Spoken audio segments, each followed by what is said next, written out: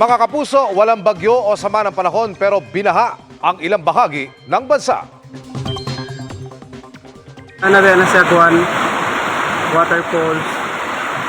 Ayan na guys, nag-anod-anod na siya. Rumagasa ang baha sa Kulo-Sulu kaninang umaga dahil sa malakas na bugos ng ulan. Ayon sa mga residente, tumagal na mahigit isang oras ang mga pagulan kaya mabilis binaha ang mga kalsada. Nalubog din sa baha ang mga kalsada sa barangay Ricarte sa Batac, Ilocos Norte. Gumuho naman ang bahagi ng bundok sa Bocod, Benguet kaya pansamantalang hindi nadaanan ng mga motorista.